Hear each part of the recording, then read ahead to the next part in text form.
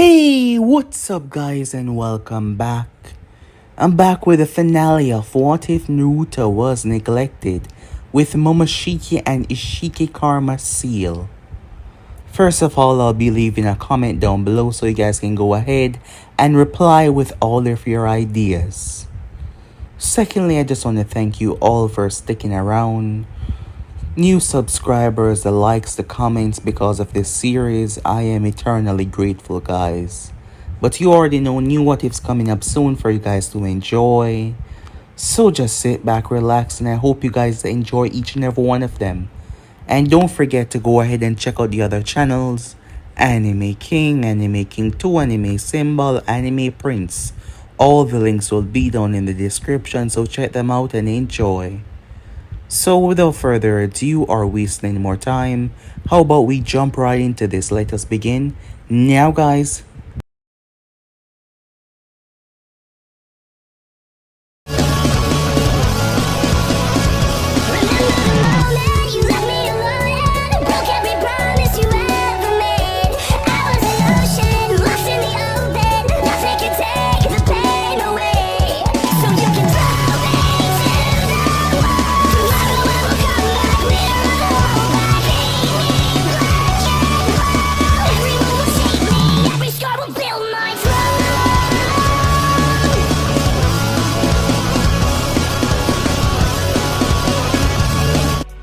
So the last part that we left off. Years pass by. Everyone within Konoha grow. Regret. Reflect on their past mistakes. 3 long years and Naruto seemed to have fallen off the map. He was just gone. No sight, no sound. Naruto was gone. He fixed the mistake that he made with the Raikage and simply vanished. He's not seen anywhere. We get to see how the past couple of years had affected Orochimaru, and they have affected him greatly. You would think that with the knowledge of immortality that he would be better off. But his connection to Naruto, maybe it was Naruto's own pain that was affecting him, or the realization that he would be truly everlasting, he will learn everything and know everything. Perhaps truly achieving his goal. It made everything seem pointless. And after all these years, Naruto finally paid him a visit, where they sat down and have a discussion. At the end of it, Naruto told him not to harm his family. Perhaps he still had some longing connections, despite what he's been through. Orochimaru, finding new purpose and reasons, decided to move, while Naruto made his way. He hadn't even think about this. This is why it was good to talk things through. He had banished the sage, cutting his power from the elemental nation, so he wouldn't have been there to help him. Naruto freed Kaguya Otsutsuki from her prison, having enough power to override the seal. Dubbing him as a threat, she immediately tried to fight him. She used everything at her disposal, but soon come to realize that Naruto was a threat unlike any before. Their battle pushed across different dimensions, but even then she wasn't strong enough. The power of Momoshiki and Ishiki didn't just fuse into Naruto, they combined. They multiplied into something truly tragic, something terrifying. As Kaguya tell him that the person that he seek might still be alive, trapped away, as there was a special artifact that could hid her away from him even with his power. As Naruto realized there was a chance to get Ion back. However, there was also a chance of death as well, as he would be going up against the real deal, but he simply does not care. And he was about to make his move. So yeah, guys, basically as per left off, you guys can switch across the place, check out for yourself. So say we jump right into this brand new episode. Let us begin the finale now, guys. We begin the final episode at Konoha, as Minato was in his office, finishing up some work. Kushina was at home, watering the flowers. Menma was training at the moment. Mito was with friends. The family was out. However, it happened out of nowhere. No alarms, no warning, just a sensation. The next moment, they were all teleported away. Beyond their control, they were simply taken, having absolutely no way to stop this. They all blinked in confusion as they found themselves at the table, the living room table. The door slides open. As they turn without looking at one another, Naruto stepped inside. It's been 3 years since they saw him. He's grown just like they had, changed in many different ways. His hair, his eyes, everything about him seemed so different, yet there was a look of familiarity between them. They thought they would have never seen him again. After what happened to Ayam, majority of them fear the worst. Not all, but a lot. As they looked at him, Minato was the first to speak. Naruto, he said. Naruto turned. No anger, no smile either. He was so calm. Hello, father, he said. You're back, Kushina said. Yes. I came to say goodbye. As a ripple ran through the room at that, Menma snorted. His relationship with Naruto built on nothing but hate. Goodbye. Coming here to say goodbye. That's it. After all you did. After you nearly killed me, he said. Menma hatred had not been released even after all these years. You could still see it festering inside of him. You were hurt, said Naruto. I don't expect you to forgive me. I'm not here for that. But you should let this hate go. This anger festering inside of you. If you don't, it's gonna drive you crazy. Because it doesn't matter what you do. You will never defeat me. You will never get the satisfaction of beating me. So all you're doing is simply condemning your own life to pain and sorrow. Mito got up. Why now, she said. Why come back just to go?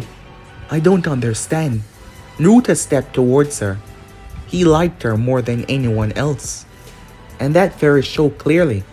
Their soft moment of talking to one another. She never truly hated him. She was just caught up in everything.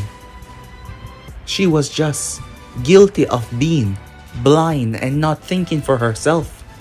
But Naruto did not hate her. But Naruto was not here for that. I'm not here to make things right. I'm not here to ask for forgiveness. Or to give forgiveness, said Naruto. I'm simply here to let it all go. Because I'm tired of this. Years of reflecting, years of thinking. I'm tired, he said. Naruto looked at his parents. You've tried recently. But the failure of the past, it is still there. You thought you were protecting the village. All of these warnings, all of these threats of chaos. Doing what you needed to do. And you, Kushina said it before he could. I was afraid. And I let that control my actions. I know that now, she said. Yes, you were. And you made a choice, said Naruto. That is why. I'm letting it all go.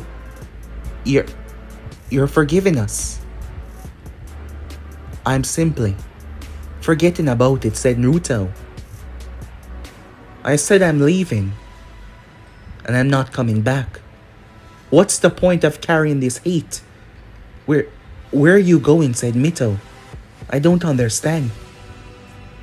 Ayam wasn't killed, said Naruto. They were surprised. She was taken. This power coursing through me. It's connected to something much deeper. Something much greater that you all cannot understand, he said. And I must go and face this threat. A threat that might wipe everything out. The possibility of me dying is great. What? No, said Mito. There is no stopping this, said Naruto as he looked towards her. If I do not go, they will come here. Eventually, and they will destroy everything. And everyone. And my chance of being the surprise might be knocked away. and I will lose her again forever this time. So I have to. But you're gonna die. If you do, you have no idea what the threat you are facing, Kushina said. Yes, that's right. I'm more powerful now than I've ever been before, but still, the unknown threat might be greater, but it does not matter. Without her, my life is pointless, meaningless. I can't go on like this. So one way, I die, destroying this threat and saving everything in the process, or I get what I want and rescue her, and I would never come back. Why? Said Minato. Where will you go? I don't know yet. But my time here is over, said Naruto. I can't stay here anymore. He looked towards them all, even Menma. My place in this family has been a struggle from the moment I became what I am now, said Naruto. We've been through so much pain, so much hate. It took me long enough to realize, but all of that is pointless. Mito started to tear up. You could see the tears gathering in Minato's eyes as well, Kushina head lowering. Menma clenches fists. He's been filled with hate for so long now. Naruto finally releasing that hate. A chance for him to move on, he just did not know how to. As you could see the conflict, the struggle that Menma was going through mentally as he sat there at that table. Naruto looked towards all of them. This will be my final goodbye to you all, he said. He held his hand out. As he stepped towards Mito, he tapped her on the forehead with 2 fingers. As there was a transference, something happened. Mito felt a sensation. Power. I'm sorry. We couldn't be closer, he said. He turned his back.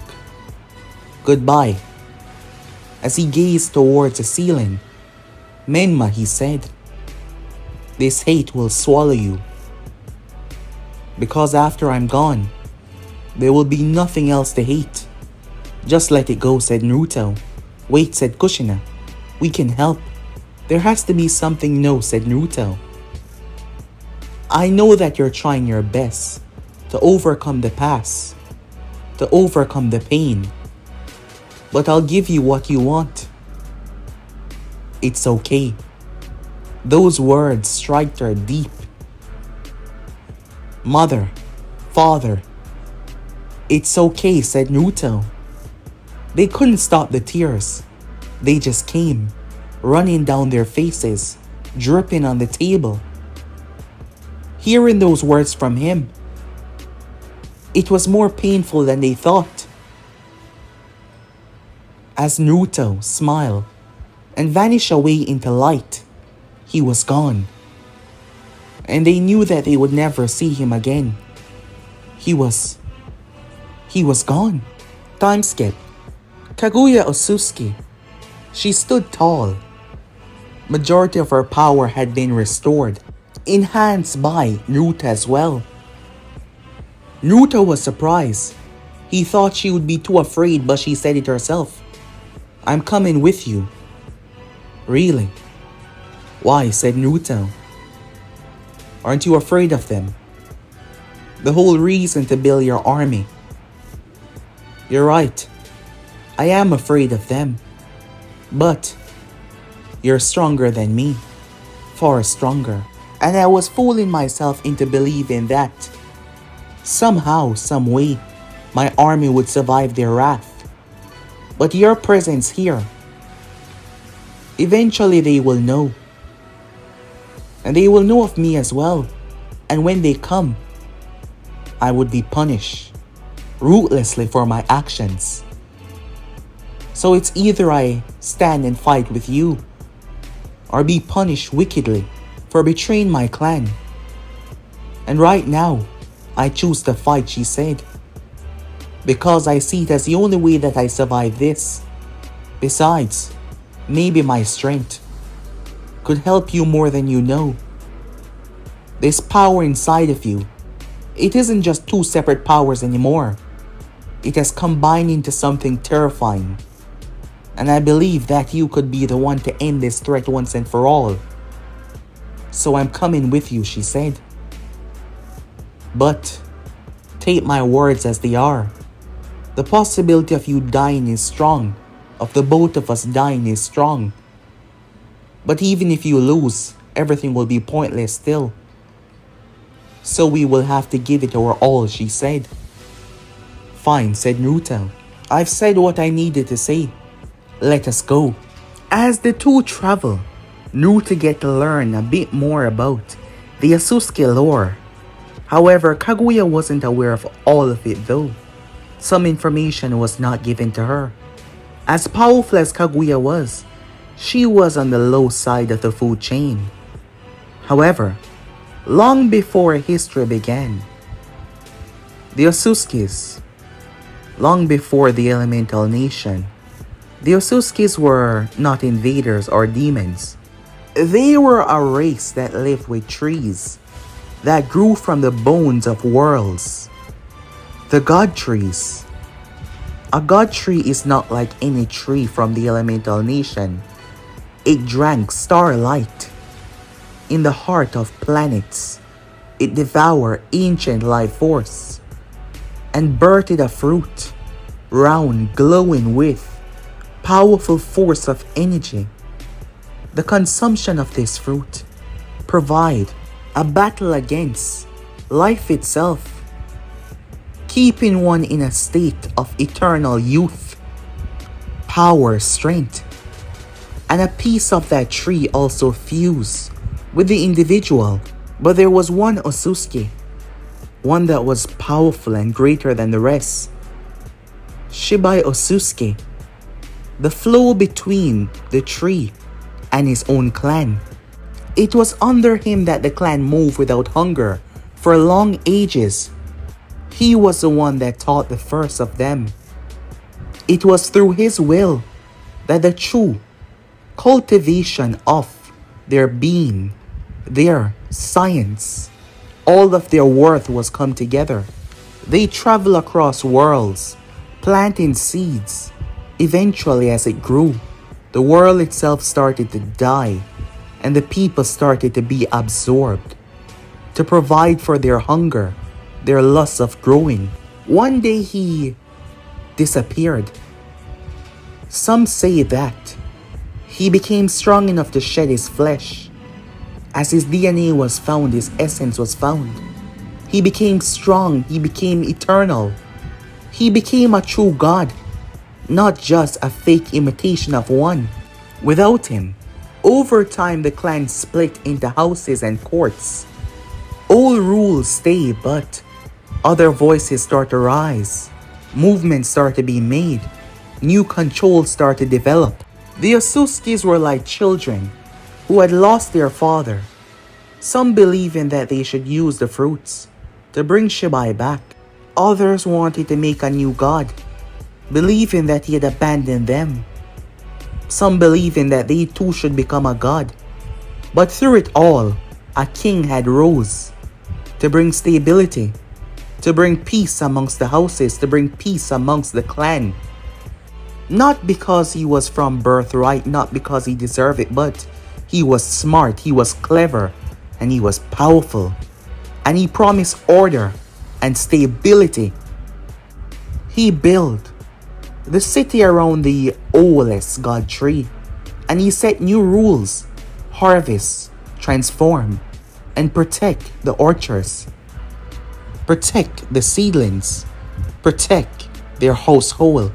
The Otsutsukis became pests in other worlds, as every world became like a gardening for them. Trees were planted by the seeds. Eventually, worlds started to end one after another. Their eternal youth made time meaningless to them. They knew the others would retaliate from these worlds, so they came in with stealth. They planted the seeds and fled.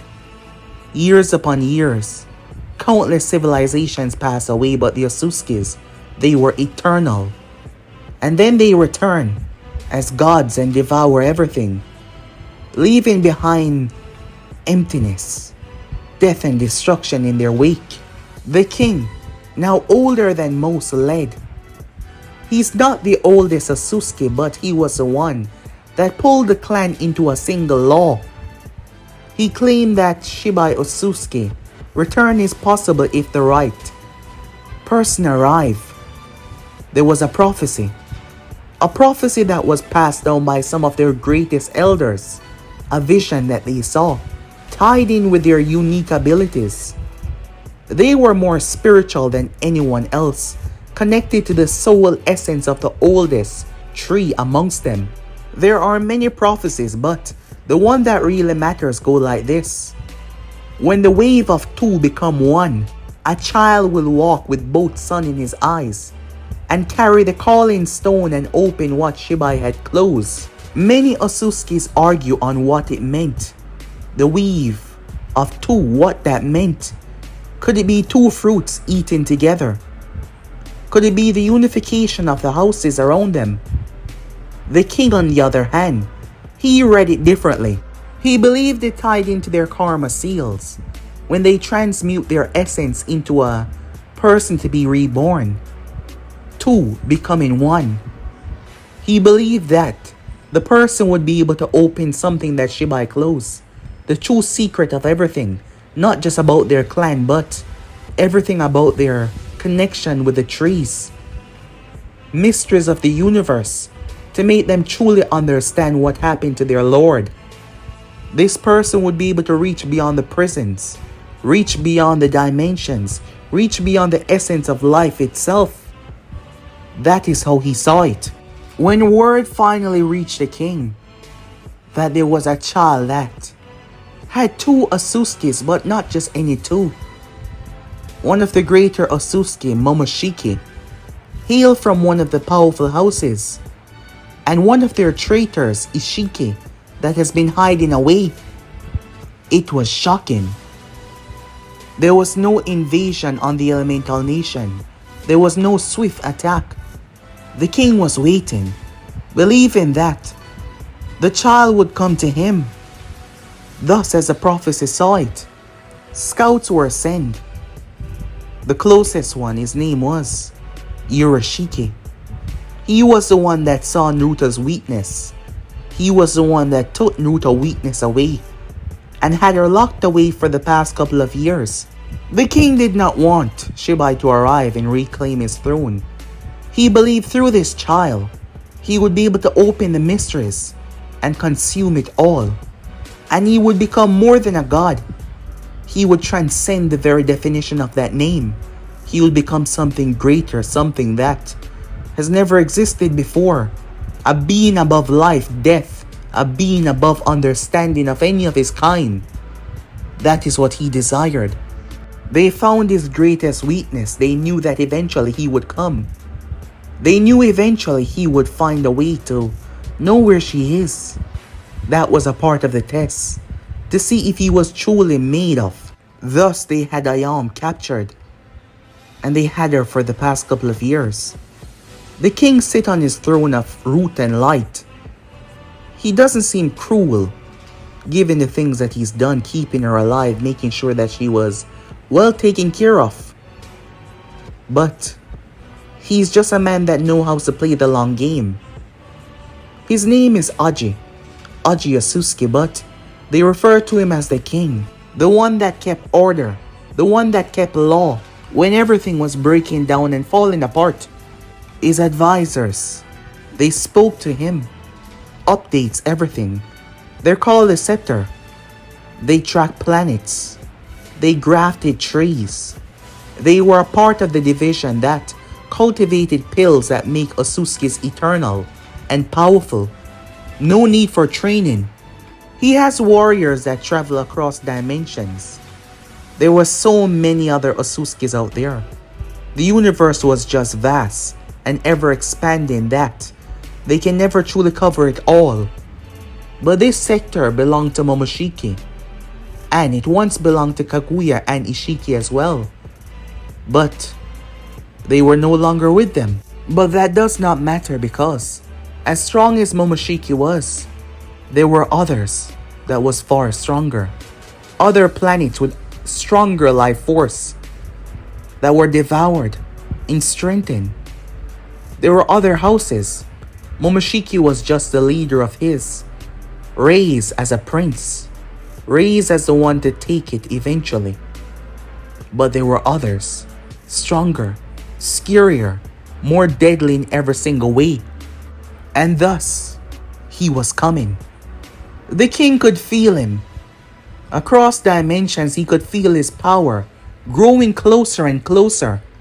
Both Naruto and Kaguya watch as worlds slip past like leaves falling off a tree. Finally, even from outside the planet you could see, the planet doesn't look like any normal planet. It looked like a tree in the middle of space. Massive roots twisting around, creating a massive control sector. Openings and twistings from the trunk, from the massive roots. Some of them larger than other planets. Yes, a single root was larger than the elemental nation. Dozens of other tiny planets hung around it like moons. They descended downwards. As they made their way, they were not sneaking in. They were going through the front door, it seems. They had their reasons. Kaguya told him that they were already spotted. The closer they got, the more they were notified that they were coming, so it made no sense to sneak in. And they were right.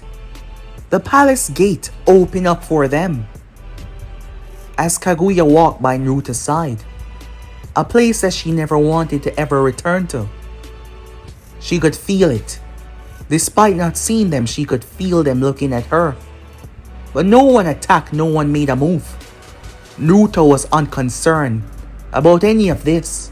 Finally, they made their way to a luxurious location. A carpet, so soft and warm.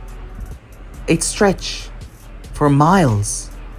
They continued to walk for what seemed to be hours, but it was just a couple of minutes.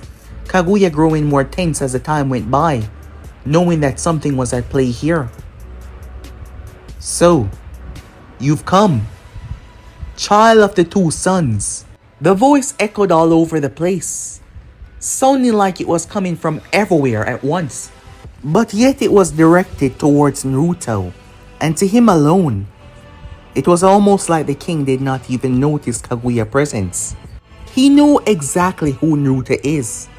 He's even seen him before, not with his own eyes of course, not in person. "Where's Ayam?" said Naruto. That was the only thing that he asked. "Do not worry," he said, stepping off his throne. Him and Naruto were about the same height. His build was slim as well, skin pale. There was a horn jetting from the single section of his head like a cyclops, but it matched perfectly with his white hair that had black trimmings at the end. He stepped forward, his Byakugan eyes looking at Naruto as he told him, "She is safe, alive, perfectly unharmed." "So she's really here," said Naruto to himself. The king smiled as Naruto seemed to be finally relaxed, that tenseness of not knowing where she was. But he continued, "You are the key, what I've been searching for, to open the lock, to give me what I desire." "What?" said Naruto. "Come with me," the king said. Kaguya was walking, narrowing her eyes. The king did not even acknowledge her existence. They made their way. They arrived towards a crystal garden. As there was multiple crystals, Ayam was locked away in one of them. So were many other people. Naruto could see her. She seemed so small, asleep, calmly sleeping like everything was a dream. Naruto smiled when he saw her as he touched the crystal. But he could not move it. Something was not right. "Before she is released, there is something I request from you." And what's that? For you to join me. Help me. Open the cage that has been bound by Shibai Otsutsuki himself. Stand by my side. Your strength is great. You can prove to be a worthy warrior. With the Otsutsukis behind you, you and your love would get everything you ever desired or wanted. What if I say no, said Naruto? What you hold in your hand. As she sleeps, she's an anchor. But you must understand, if you refuse, others will act differently. The prophecies speak of choice. You may be the survivor of your race, or the one that ends it. Are you speaking about the elemental nation? Exactly. And what makes you believe I care about that place? Naruto questioned. Well, it isn't just that. I can see your soul in this girl. Your desire to give her what she needs. Life once again out of that crystal. I am the only one that can set her free and give you your love back. All you have to do is to give me what I desire. Thus, I will give you a choice. Help me open the lock, and I will give you her. I will set everything aside. Swear your loyalty to me. Follow my command, and you can have anything. Planets, solar system, under the Otsutsuki rule. You can be a god. Worshippers. If it is women that you seek, all kinds, you will get them. All you ever desire, all that your heart content, I can give them to you. I will even pardon your friend here. Yes, I see you, Kaguya, he said. You've done so much wrong to your clan. But if your friend chooses to join us, I will pardon everything that you've ever done. He said, looking towards Naruto, as Naruto stood there. This crystal had been forged in something special, but the king power inside of it make it be stuck and only be able to open by him, as Naruto stood there. So that is my offer, he said, once again telling Naruto, join me. I will lift the bindings and free the woman that you love. Pledge your allegiance to me, and you can have everything that you want. Naruto looked towards him. You took her, said Naruto. You use her as bait because you want me to open some kind of seal. And now you want me to pledge my allegiance to you so that you can gain more power. The king smiled. Call it what you want. I want power, yes. To reshape the old laws. To bring new control. To change. To turn everything to my will. Kaguya laughed, cutting him off. You are not Shibai Otsutsuki, she said. She made that abundantly clear. You want pieces of godhood that you can wield without the god. Well, that's accurate. Shibai is a story. I want the engine. I want the authority to move the tree once again, to make the branches turn, to restart it all. However, the rage that was coursing through Naruto was intense. You order her taken, as my life was torn apart over and over again. You're the one that restarted my pain.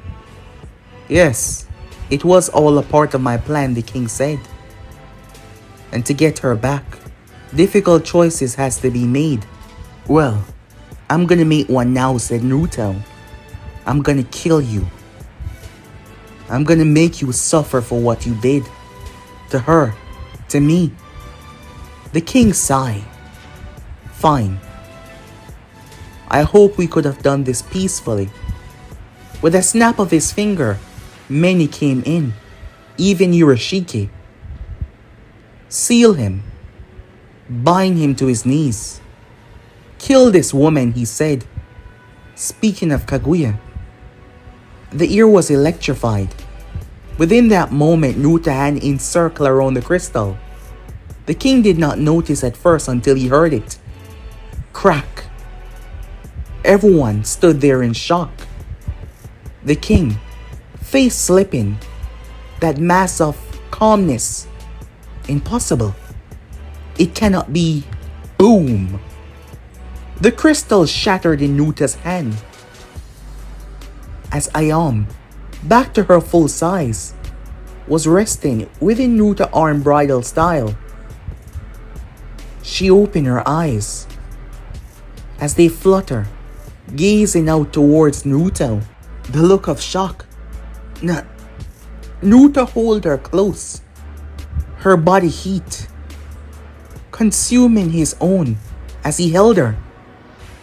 It's alright. Everything's gonna be fine. Naruto gazed at Kaguya as she snapped her hand out. I almost swallowed away, twisting, and she was gone. Naruto turned towards Kaguya fully. Thank you, he said. He then got up. I'll be with you soon, Ayam, he said. As for the rest of you, any one of you that stopped me from killing him will die. The king laughed as he was amused. I don't know how you did that, but it doesn't matter. Take him down, now. Ishiki pulled for his rod. As he thrust it towards Naruto, immediately the god eyes flipped into Naruto's skull, changing the atmosphere immediately. Time slow as a black rod tore through Ishiki's chest. As he was unable to stop it, it was an instant as his chest exploded outwards. You could see the anguish ripping through him. The others stood there shocked. One of their own brought to his knees with one attack. The others rushed in as the king simply walked away. He made his way and sat on his throne, seeming to be not really concerned. Naruto and Kaguya were swamped, surrounded as every one of them attacked. All at once, Naruto let loose. His attacks unpredictable, vastly powerful. The king was studying him, watching from his throne, observing. Enough, he spoke. His men that were still alive backing away. The few that had fallen lie dead at the ground. The king then proceeded to remove his robes. In a much more calm white shirt that stuck to him. He did not walk, he glided. Kaguya, with a single look, she was sent through the fortress. Unable to even glance at him, he looked at her and she was moved. He tried to do the same to Naruto to make him knee, but you could see the amount of force that dropped on Naruto. The ground exploding underneath him, but Naruto refused to lower his head. You are strong. I will give you that, the king said. He appeared in front of Naruto in a fraction of a second, faster than Naruto as he gripped his throat. What followed was the king beating the absolute crap out of Naruto. His strength seemed to be on a completely different level, to the point that Naruto did not seem to stand a chance in hell. The king forced Naruto down to his knees as Naruto was bloody. His rods were grabbed out of mid-ear.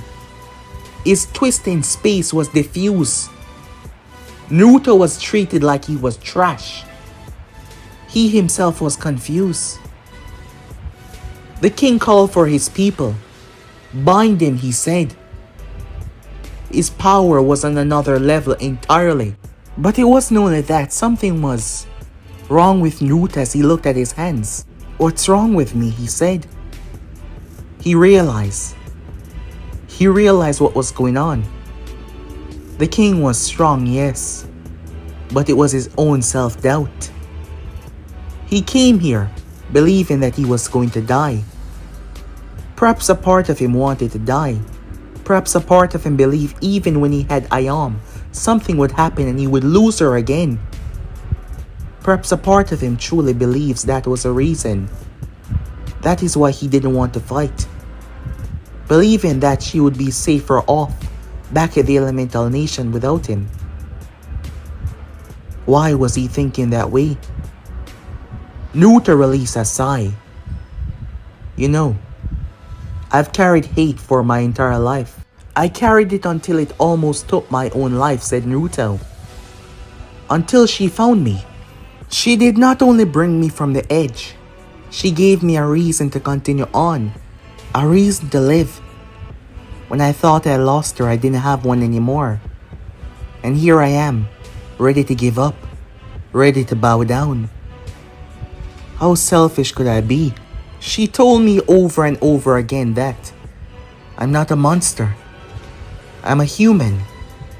But maybe, for this time, I should finally accept that I'm no longer human, said Naruto. Accept what I truly am. Become what I truly am. Naruto closed his eyes as Momoshiki and Ishiki arrive. For the first time, truly Naruto accept them. He let go of everything that he's been holding back. He truly accept them all. Kaguya returned as everyone watched, including the king as Naruto's body started to fold like space. The very definition of space was folding inwards. And then it shattered like a star exploding. Everyone had to move. The entire court, the entire capital inside, erupted. They all made their way to the skies, the king leaping away. His entire palace was gone. Like a star going supernova and wiping it out. Finally, Naruto transformed. His skin looking more pale. His god eyes on full display. The horn curving around the back of his head. His hair spreading out. This was true ascension. You could see it. The slit in his forehead opening up to a Byakugan. But this was no average Byakugan. It folded like space. It twists as it moves, seen through space. Black rods circle around him, moving like true seeker orbs. But they were stronger, faster, more deadly. The king stood there as Naruto landed, his bare feet touching the ground. The next moment, they both gazed at one another. No words were said, just movements. When they clashed, it was like two titans throwing their strongest attacks. Others watched in awe and fear. The king rose his hand as the roots of the tree, each of them towering like planets, descend upon Naruto. But Naruto stood without fear. The rods behind him turned into orbs. Before they turned into cubes, they started to fold and twist space, condensing them into tiny pockets of energy. When they erupted, the super shockwave reduced all the other trees to dust that were coming his way. As the both of them attacked one another, the god tree trembled. Space itself was cracking. The both of their combined power was simply too much. As they floated above, this was no normal battle. Their blows released shockwaves that caused the ocean to split, caused the earth to tremble apart. Never has the Otsutsukis, either of them, witnessed something like this. As they all watched, the king called for his greatest power, the fruit of Dominium, as it formed a weapon of celestial power, woven by his own essence and his soul. It was bathed with flames that could not be out no matter what. When he swinged it, a wave of flames arced across the sky, burning the very veil and fold of space to get to Naruto, as nothing should be able to stop it. However, Naruto released a wave of shrinking authority able to shrink the very essence of an idea, as he was able to shrink the flames themselves, crushing them under the weight of thousands of folded space, like planets folding into paper. Naruto could release shrinking essence its very self, not just as cubes or weapons. The court of the Otsutsuki watched, in awe and fear, not knowing who would take the throne. This was the first time they truly see the full power of the king. His power was spectacular, and yet Naruto was matching him blow for blow. The king hit Naruto so hard that he slammed into the god tree, but the density and strength of the thing as it remained rooted. He landed in front of Naruto. "You are nothing," he said. His strike caused the planet to shake apart. Oceans, mountains crumbling away. The tree was fueling the king, making him stronger. He siphoned its power into his very being, his connection with it. The more he struck Naruto, the deeper Naruto fell into the tree as it started to absorb Naruto. The king stood there, bleeding. No other has made him bleed like this before. No other has put him in this state before.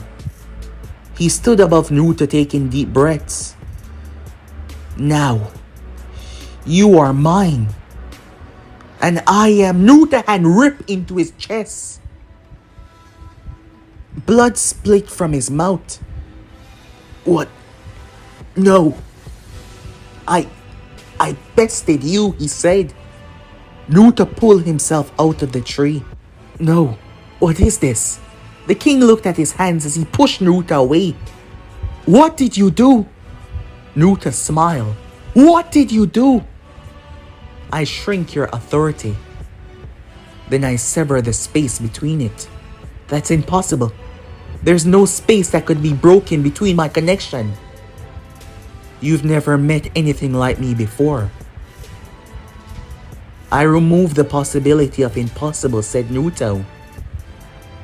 The king lunged forward, but Naruto caught his fist. "To give you back your words, you're strong. But you're not me." Naruto knocked him into the sky with a punch. As the king hurtled into the sky, Naruto looked at the tree. He then gripped it. For millennia and centuries, you lived on, your power absolute.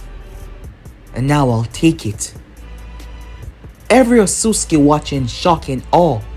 The entire planet that they stood on unraveled. The king shouted, "No! No!" he said, but a branch whacked him into space. Everything on the planet crumbled away as all the Otsutsukis, Kaguya, and everyone find themselves within space as Naruto shrunk the tree. But not only that, he did something that should be impossible. He absorbed the first tree, absorbing everything that it was, everything that it will be. It was everlasting. The tree could never die. It started their clan. It started a birth. It was a connection. As Naruto took it, he could feel everything. He could feel them all. He transformed into something else. He became something else. The king stood there in shock and awe, watching, unable to understand as suddenly Naruto was there. What is this? Where am I? Naruto's voice spoke. It was coming from everywhere. I see. So this is it. This is what started it. Destruction and creation. A balance of the universe. This is where the tree originated from. What have you become? The king said. Light gathered in front of him as Naruto appeared. Naruto thrust his hand out. Suddenly the king was surrounded by the black and red box as it trapped him inside. Just like that, he was gone. The others stood there as Naruto looked at Kaguya and she vanished. He raised his hand outwards. Dozens of boxes flooded out from his skin. They tried to escape, but each and every one of them was captured, trapping them. As they were all trapped in the cube, Nuta then vanished away. Ayam gazing around as she sat by a tree waiting. Kaguya appeared first. She blinked. "No, you're with them. Wait," Kaguya said. Ayam got up and ran, but she fell into Nuta's embrace. She looked up. Is that... Nuta regressed back to his normal form. "Nuta," she said.